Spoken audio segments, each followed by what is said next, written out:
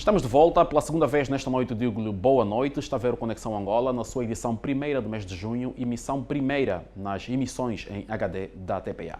Já sabe, estamos aqui a fazer uma abordagem sobre os assuntos que de mais importante se apresentaram durante a semana que termina.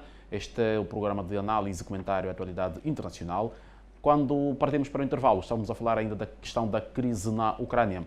Ouvimos inicialmente os comentários do Wellington Calazans e também do Francisco Pegado. E agora vamos então retomar ainda o mesmo assunto para ouvirmos o professor Matias Pires e também o Alexandre Chival. Volto, como é habitual, a fazer a apresentação dos convidados desta noite. Passo a citar que, como já falei há instantes, é o Alexandre Chival, advogado e analista de política internacional, portanto fala-nos a partir de Maputo, em Moçambique. O professor Matias Pires é professor de Relações Internacionais e analista também de assuntos internacionais, fala-nos a partir de um outro ponto de Luanda. O Francisco Pegado é jornalista, portanto, é comunicador de televisão e rádio, que nos fala a partir do Toronto, no Canadá. E o Wellington Calazans, também jornalista e também consultor de comunicação corporativa, que nos fala a partir de Estocolmo, na Suécia. Aos quatro, muito boa noite pela segunda vez. Francisco, é por si que vou começar justamente com a questão ainda da crise na Ucrânia. Voltou a estar em agenda ou em debate a iminência de uma crise alimentar mundial, portanto, Alexandre Chival, sim, eu faço o reparo, é o Alexandre Chival com quem vamos falar agora, e este assunto levou o presidente da União Africana, Macky Sall, à Rússia. Macky Sall, portanto, foi encontrar-se pessoalmente com Vladimir Putin para assegurar que, diante desta iminente crise alimentar, haja a garantia de que não vão escassear os bens que chegavam ao continente provenientes da Rússia e da Ucrânia. Bom, eu acredito que é uma iniciativa louvável do presidente Macky Sall, no sentido de garantir que os produtos que tradicionalmente eram trazidos da Ucrânia e da Rússia não pudessem escassear. Entretanto, do ponto de vista da autoestima, me parece um movimento que deixa a desejar. Isto porque, de novo, e já tínhamos falado aqui, até quando é que nós africanos vamos ver com a política de mão estendida? Com capacidade interna para produzir alguns desses produtos, para a repetição, que vêm da Ucrânia e da Rússia. Mas mais do que isso, por que é que só se vai ter com o presidente da Rússia e não com o presidente da Ucrânia? Mas esta guerra vem, de uma vez por todas, revelar algo que, em teoria de guerra, sempre funcionou. É a Rússia, usando aqui a expressão, a bater do lado que mais dói. E neste momento, não só a África, mas também alguns outros países têm estado a sofrer consequências da falta de escoamento de produtos que estão, alguns deles, a aparecer na Ucrânia, como muito bem sabemos. Ora, batendo do lado que melhor dói, obviamente que a parte que está do outro lado há de provavelmente se colocar à disposição de negociar. Não custa perceber que o discurso endurecido que existia antes, no início desta guerra, hoje tem estado a dar lugar a um discurso um pouco mais soft, passando aqui a expressão. Isto para dizer que na guerra entre a Rússia e a Ucrânia não perdem apenas os russos, como se tenta aqui dar a entender, e não perdem só os ucranianos com as baixas, com as cidades destruídas, como tem a ver. É uma série de países que dependem dos produtos tradicionais nesses dois países, que obviamente vão ter as suas consequências nefastas. Aliás, na semana passada, já algumas autoridades americanas diziam que estamos perante uma guerra comercial, uma guerra que tem que se usar as crises alimentares para poder vingar os posicionamentos. Para mim, é nada mais do que bater do lado que mais dói, e obviamente vamos ter uma solução. Agora, a África, de uma vez por todas, tem que começar a ter uma cultura de criar capacidade interna para produzir e não sermos sempre dependentes. eu não acredito que não haja país em África com capacidade ou com potencialidade para produzir o que nós estamos atrás da Ucrânia. Aliás, não custa perceber que hoje a maior parte dos países africanos justificam o aumento dos preços de vários produtos com a guerra na Rússia e na Ucrânia. Até porque alguém, em termos de caricatura, dizia no jornal moçambicano que os problemas que assistimos hoje, os vários erros que nós temos nos livros do sexto ano do ensino primário, são derivados da guerra da Rússia na Ucrânia. Portanto, hoje serve para justificar qualquer coisa com a guerra na Rússia e na Ucrânia. Portanto, é importante e me parece que, apesar de compreender o esforço do presidente Macky Sall, creio que, de uma vez por todas, a África tem que se libertar da política de mão estendida. E parece que um movimento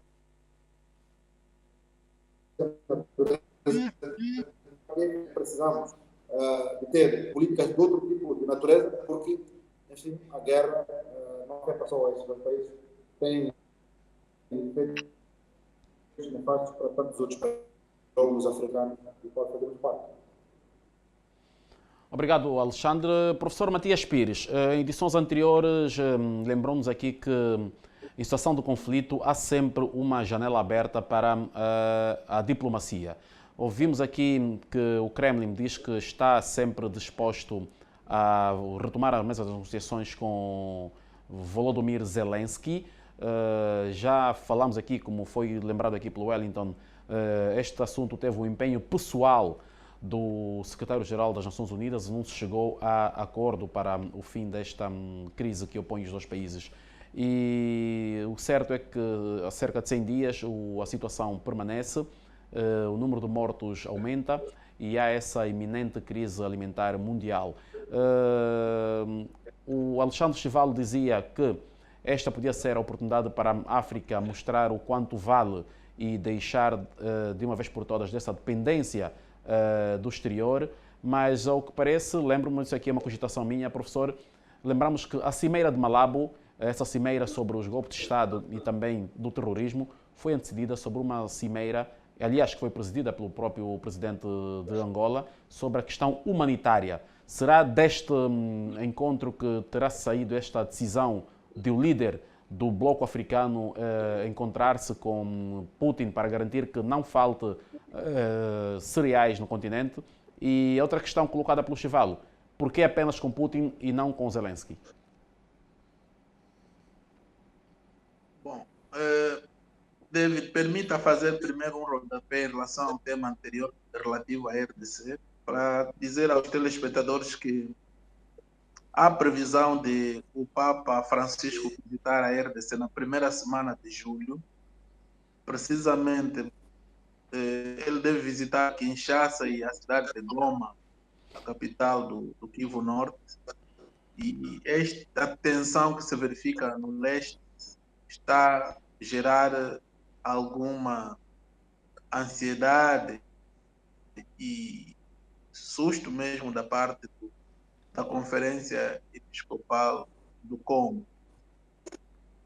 Voltando à situação da Ucrânia, efetivamente, na cimeira humanitária que antecedeu, portanto, a cimeira sobre o terrorismo e as mudanças inconstitucionais, portanto, a cimeira humanitária ocorreu no dia 27 de maio, os estadistas africanos também refletiram sobre o impacto desse conflito em termos daquilo que é a segurança alimentar no continente e as oportunidades eventuais que ela também possa gerar. Como sabe,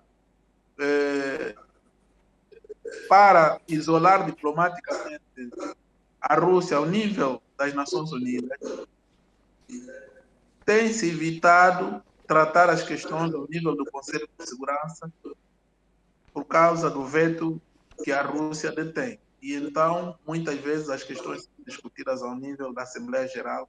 E como na Assembleia Geral é um Estado, um voto, o continente africano tem tido muito peso, dado o número de sujeitos que possuem com capacidade de membros efetivos da Assembleia Geral.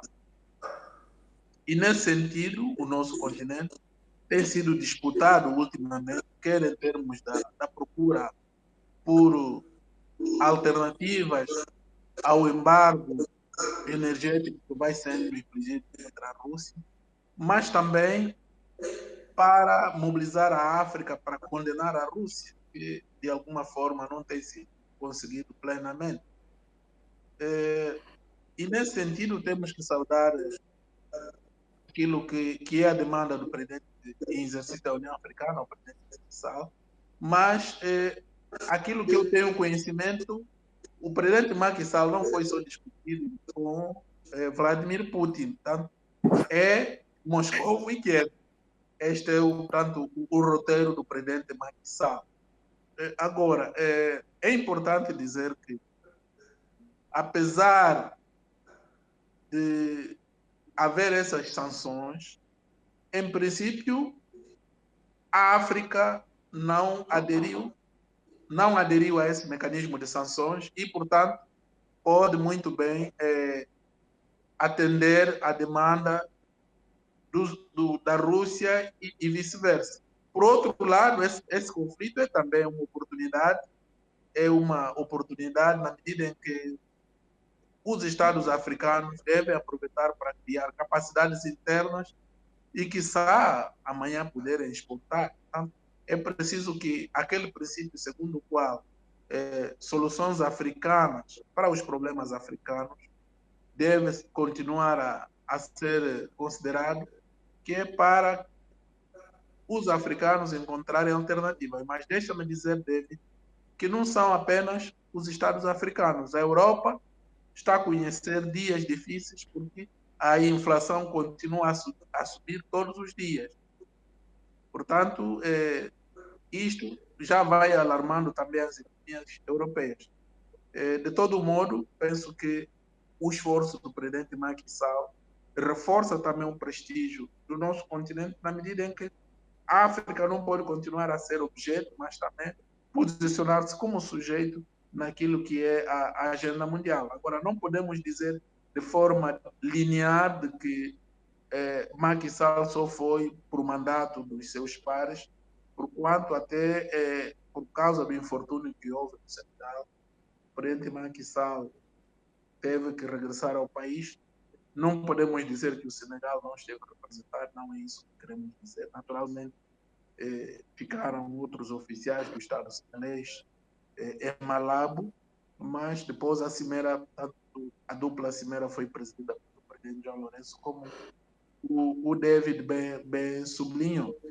Agora, penso que, olhando para o resto do conflito, os esforços dos Estados Unidos em reforçar o armamento na Ucrânia consolida a ideia que temos vindo a veicular, segundo a qual só não há uma terceira guerra mundial graças à Rússia, porque evidências do envolvimento americano e outros aliados do Ocidente não faltam. Todos os dias acompanhamos as notícias.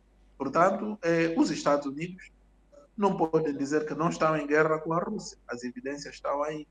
Portanto, se a Rússia perdesse a cabeça, bastava lançar um projétil contra a Polônia, que é a principal porta de entrada do abastecimento para a Ucrânia, era o suficiente para, tanto, desencadear uma guerra mundial propriamente dita. Exatamente.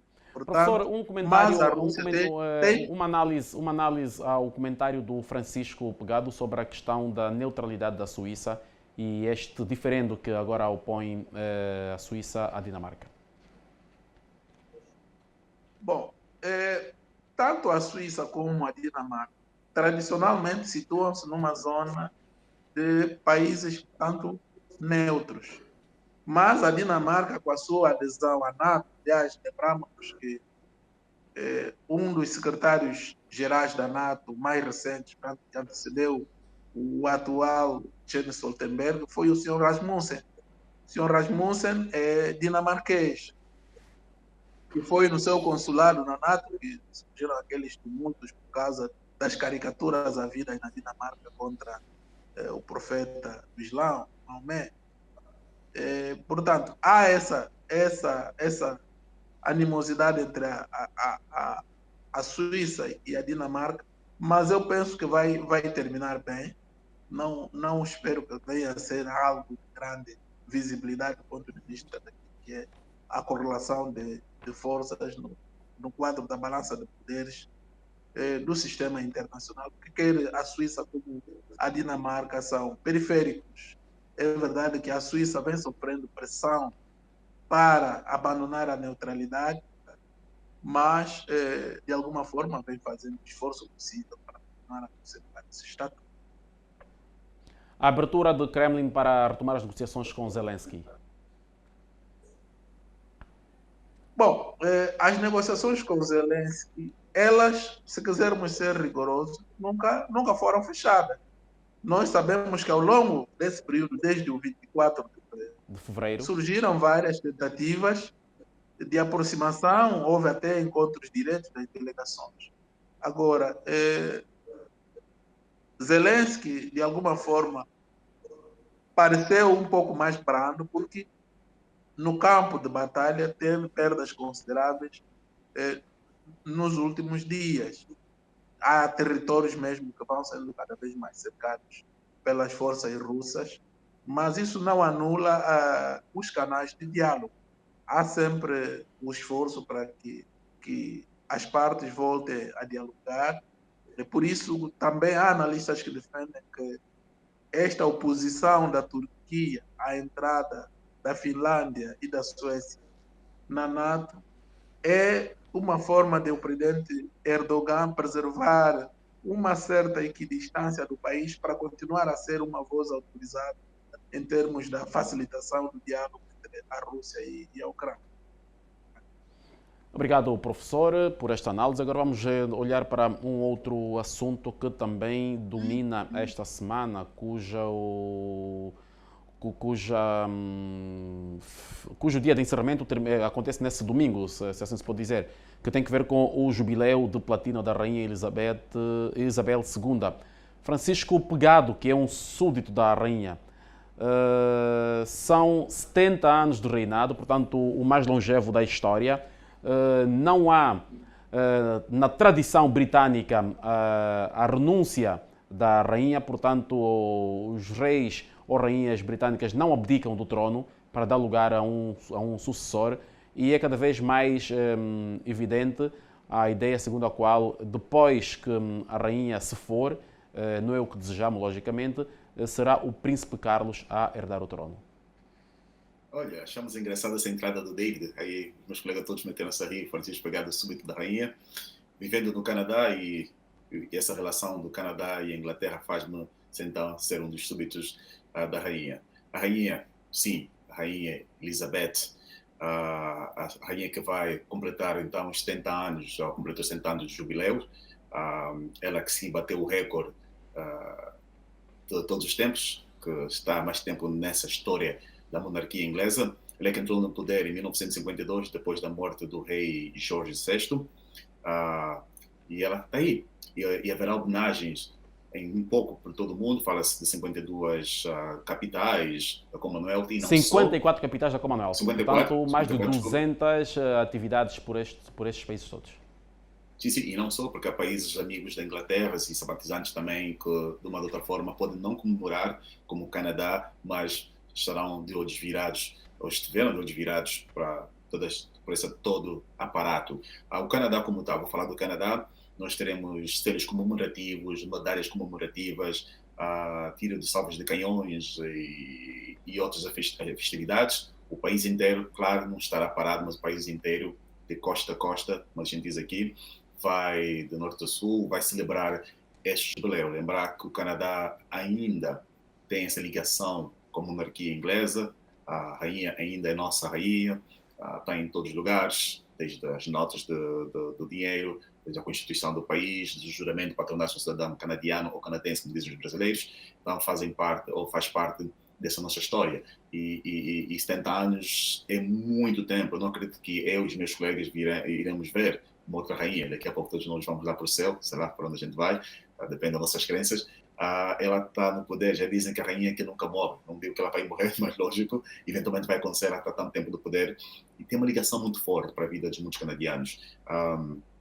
as televisões, os jornais, só se fala dos jubileus. Quanto à Inglaterra, fala-se mais de 100 artistas, fala-se de uma festa de pompa e circunstância que a rainha, apesar de não estar bem de saúde, mas ela vai fazer uma aparição, ou fará uma aparição durante essa semana inteira e vai falar para a nação e vai falar para todas as pessoas que têm essa ligação direta com a Inglaterra. Parabéns por 70 anos. Claro, no reinado que não foi perfeito, com imperfeições e algumas coisas por discutirmos, que eu não quero estragar a festa da rainha, mas tem muitas coisas que a gente tem que duvidar. Vou dar um exemplo rapidamente sobre a África do Sul. A rainha diz que nunca põe isso nas questões de política, sempre está aí parada, mas o apartheid aconteceu anos e anos e a Inglaterra estava dentro dessa apartheid. A rainha quase que era muda e surda, mas quando as coisas voltaram, reviraram-se, a rainha fez comentários, a questão do Zimbábue e outras coisas. Mas parabéns, vamos focar nesse momento na festa, o tópico é o jubileu, não são os problemas. Foram 60 anos de muita festa, como eu disse, ela viu milhares coisas acontecendo no mundo. Mais de 10 ou 14 primeiros-ministros passaram para a Inglaterra, passaram durante esses 70 anos, visitou lugares, deixou marcas e promessas, e está aí o jubileu da rainha 70 anos, e o Canadá como faz parte dessa festa. Então, como eu disse, teremos várias atividades, principalmente nas escolas, porque os meninos todos querem conhecer a rainha, todo mundo quer ir lá conhecer a rainha e fazer parte do reinado, a história de princesas e príncipes, e também a conexão, mais uma vez, que a Inglaterra tem com o Canadá. Obrigado, Francisco. Alexandre Chival, como ouvimos aqui do Francisco Pegado, nestes 70 anos do reinado, Isabel II já trabalhou com 14 primeiros ministros britânicos, portanto, a relação mais marcante, segundo o que se pode ler na imprensa, foi com Winston Churchill, e, portanto, tem 96 anos de idade, e uma pessoa que, apesar da grandiosidade da figura e também do título que ostenta, bastante reservada. Portanto, não se lhe conhece uma entrevista que tenha dado desde que é rainha há 70 anos. Bom, falar da rainha Isabel II é um pouco dar o exemplo de o quanto na Europa também temos o chamado poder linhageiro. E sabemos que uma das grandes críticas que tem sido feita pelos países europeus, ocidentais em particular, tem que ver com a longevidade dos líderes africanos e, em alguns casos, até criticam quando um presidente se faz suceder por um membro da sua família, no caso. Mas, Chival, o Reino Unido é uma monarquia de facto. Não, sem dúvida.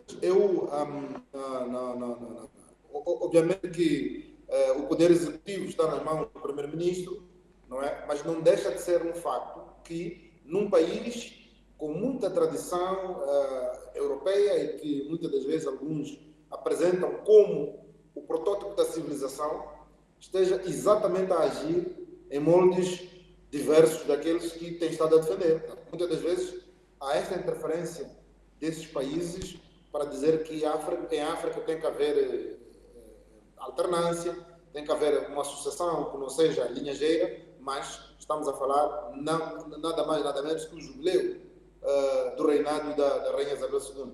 É como se, pelo menos nesta posição de chefia do Estado, só pessoas da sua linhagem que tivessem capacidade para o fazer num país como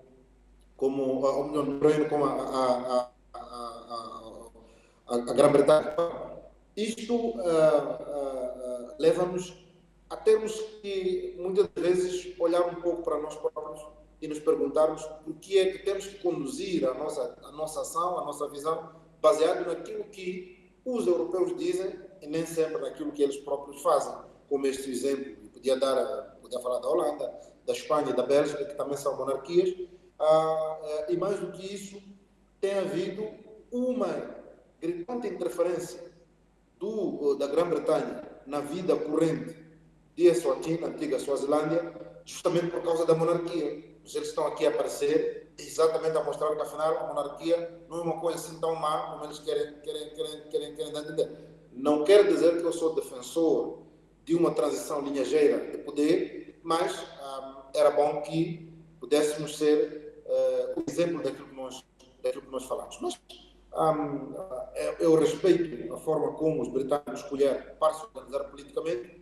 Era bom que eles também respeitassem a forma como os africanos se organizam politicamente para viver. Mas, tirando isso, e para não ser indelicado, resta-nos desejar felicidade e longa vida à Rainha Isabel II. E, usando aqui as palavras do Wellington, temos que ver que mundo é que nós vamos deixar para a Rainha Isabel II. Obrigado, Alexandre Chival. Wellington Calazans, portanto, comemorações um pouco por toda a Europa e também fora da Europa. São 70 anos do reinado de Isabel II, uma monarquia, portanto, que, como disse o Francisco Pegado, não é perfeita, com muitas histórias a meio destes 70 anos. Portanto, a senhora tem agora 96 anos de idade e, a que tudo indica, será sucedida no cargo, no trono, melhor, pelo filho, Carlos. É isso, David. Olha, essa citação aí não é minha, eu peguei emprestado nas redes sociais, né, exatamente porque tanto o Chivali falou, como também o Francisco Pegado, sobre a longevidade da rainha, e alguns dizem que ela é imortal. Então, muitos ficam brincando na internet, perguntando que mundo nós iremos deixar para a rainha da Inglaterra. E sobre a questão do nome, eu preciso falar aqui, olha, segundo o manual de editoração e estilo, é desaconselhável aportuguesar topônimos ou traduzir qualquer nome próprio. Portanto, eu, no Brasil, chamo ela de Elizabeth, eu não vou chamar de Isabel, não. Certo?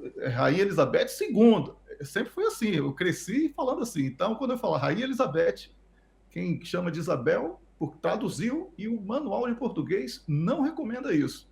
Então, dito isso, eu gostaria de dizer, David, que viver tantos anos com saúde tem sido a grande marca da rainha da Inglaterra, porque no mundo de hoje, sobretudo recentemente, vimos aí a questão da pandemia, perdemos muitas pessoas famosas, muitas pessoas anônimas, e ela também foi vítima da Covid e superou essa fase difícil, não é? Aos 95 anos de idade, ela contraiu a doença, agora aos 96 celebra, e nessas celebrações teve um dos acontecimentos foi a passagem assim dos aviões alinhados formando o número 70, que sobrevoaram o Palácio de Buckingham, e todos, né, ficaram assim admirados com aquelas imagens bonitas, e eu achei realmente uma homenagem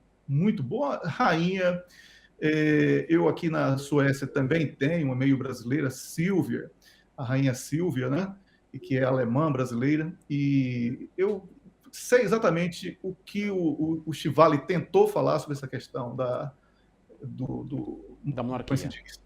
Da monarquia, do poder durante muito tempo, e a cobrança que é feita em relação a alguns políticos. Mas eu posso dizer assim que a monarquia, os países que ainda preservam a monarquia, são poucos os que a monarquia ainda decide alguma coisa. Normalmente a política está nas mãos da sociedade civil. Não é diferente aqui na Suécia, não é diferente no Reino Unido.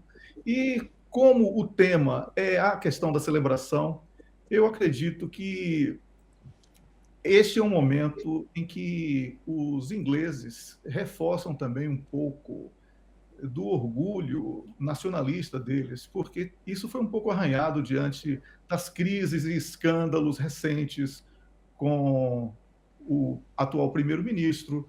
Nós tivemos a questão do Brexit, que resgatou um nacionalismo um pouco reprovável, que foi com uma carga de xenofobia muito grande.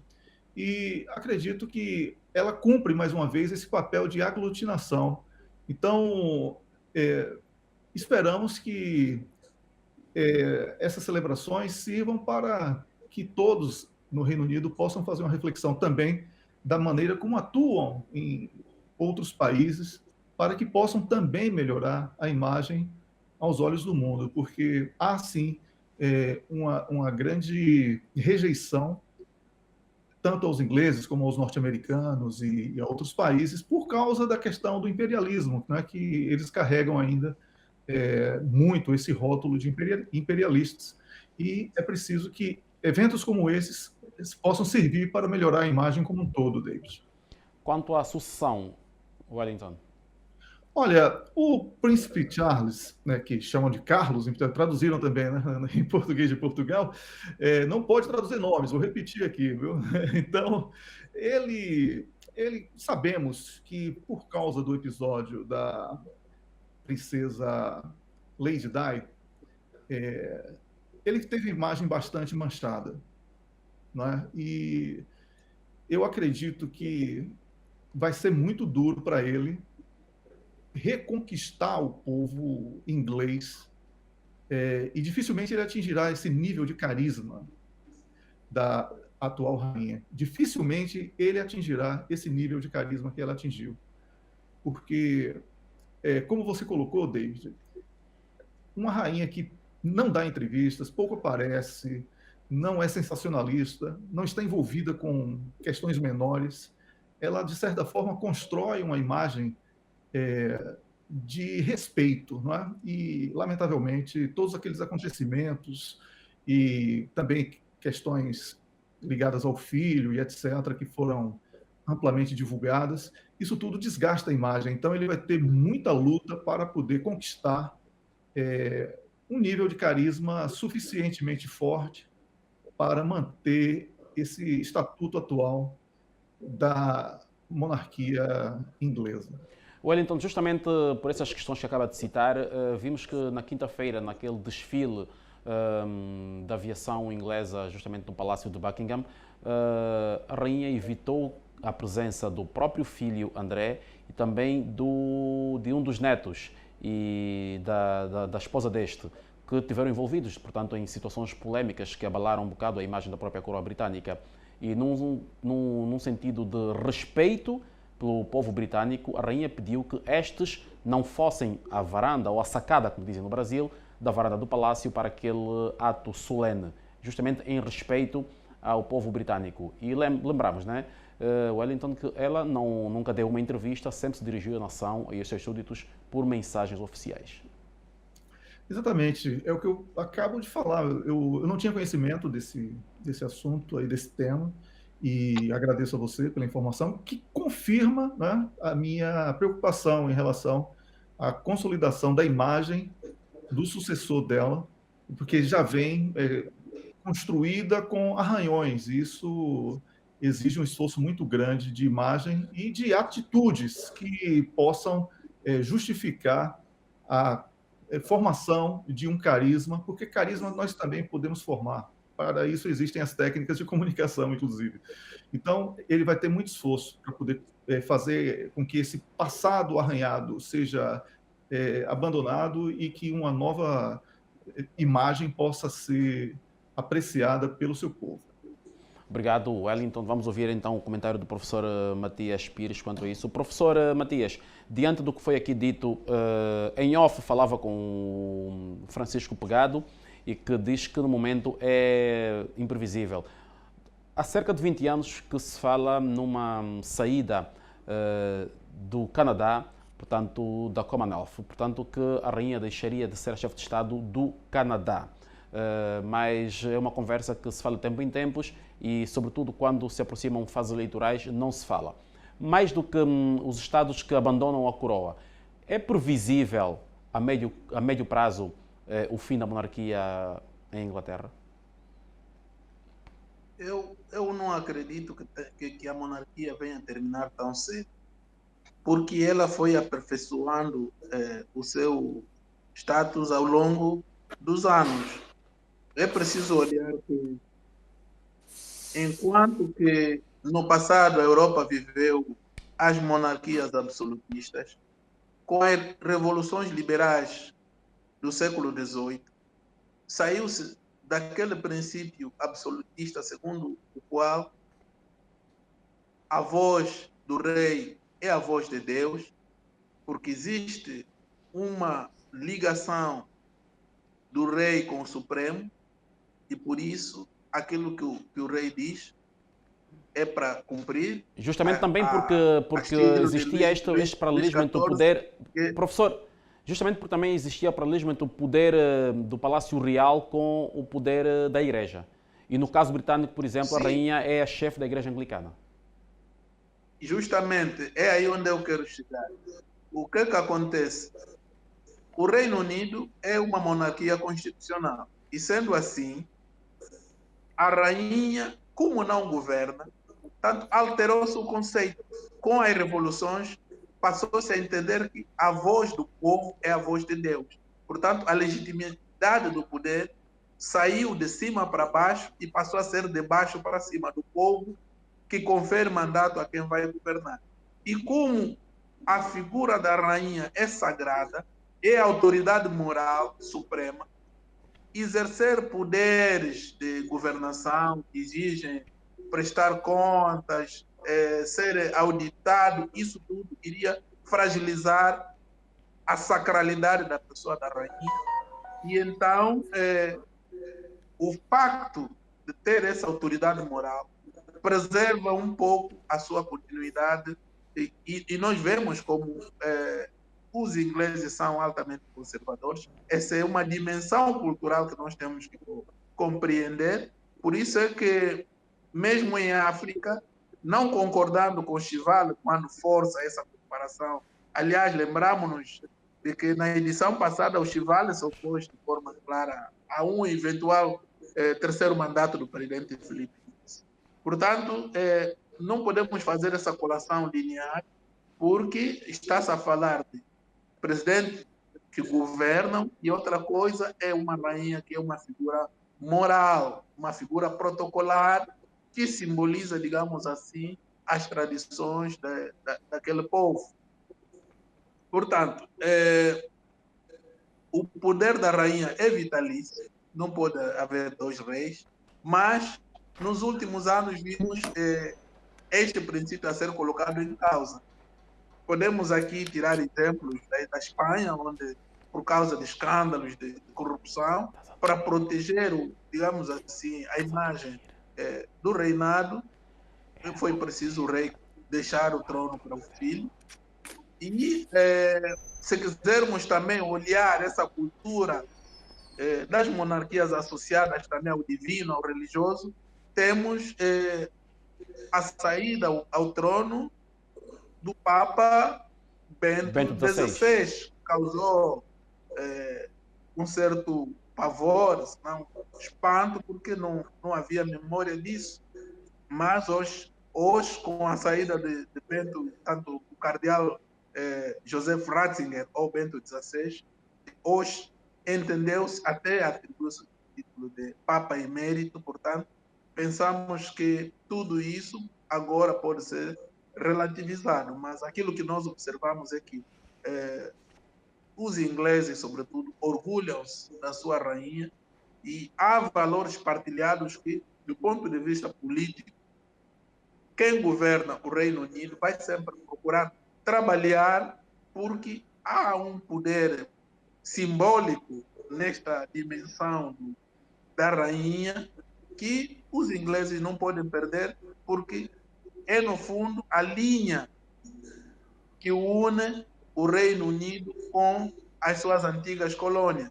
Portanto, o Império Britânico sobrevive do ponto de vista moral a partir da Commonwealth, e essa Commonwealth não pode existir sem o amparo da rainha. Portanto, pensamos que a rainha deve ser saudada. A relação que o David falou com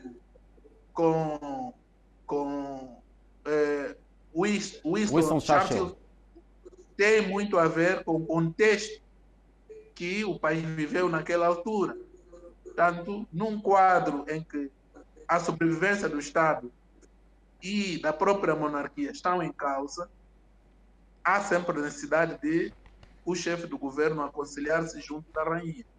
Daí, eventualmente, ter havido aquela aproximação por causa da situação de guerra. Mas eu penso que não há muita coisa a dizer, é normal. Lá celebra-se tudo. Quando nasce um bebê da família real, até realizam-se festas especiais para apresentar o bebê ao povo. quando é o batismo do bebê, o país para, começam depois a descrever a cor da unha, do cabelo, enfim. É um pouco uma cultura que nós temos que respeitar. Portanto, penso que não há muita coisa a dizer. É só aceitar, porque temos que ser tolerantes e dizer que nós também, enquanto soberanos, temos plena liberdade de consolidar as nossas culturas. Esta semana circularam informações muito profusas de um pretenso médico que terá proibido o uso de línguas nacionais numa clínica nacional, o que é um erro gravíssimo.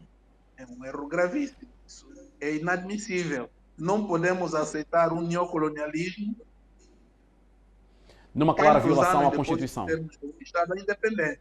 Nós somos angolanos e, portanto, quem entender que obrigatoriamente só se deve falar português, eventualmente esta pessoa não proibiu, pelo menos no documento que circulou, a ser autêntico, não proibiu que se fale as línguas estrangeiras. Você pode falar na clínica mandarim, pode falar russo, pode falar inglês, francês, muito obrigado. Mas quando você fala, por exemplo, o Kikongo, já que aquela zona predomina a língua nacional Kikongo, no Soio, é crime. Isso é a todos os títulos reprovável. Estamos aqui a ver o Reino Unido, tantos anos depois, a celebrar as suas tradições. Obrigado, professor, e sobretudo aqui por essas chegas quanto a este documento que esteve a circular nas redes sociais, que numa autêntica violação à Constituição da República, que além de consagrar a língua portuguesa como língua oficial de trabalho, também coloca as línguas nacionais de origem banto no mesmo patamar e que sabemos que em muitas regiões do nosso país a língua de comunicação imediata são as línguas nacionais de origem banto que são faladas nestas regiões. Vamos todos crer que tenha sido apenas uma brincadeira de muito mau gosto, porque custa acreditar que de facto seja verdade. Professor Matias Pires, já que está com a palavra... Sim, a clínica pediu desculpa, a clínica depois veio com as mesmas redes sociais, o papel oficial da clínica não só é pedir desculpa. Francisco, concordo consigo, mas a clínica, ainda que fosse brincadeira, também devia pedir desculpas pela brincadeira de um funcionário seu. E eu prefiro acreditar que... Mas a clínica me pareceu que as desculpas são de Luanda, não da clínica lá a sua extensão no Soio, onde se cometeu isso.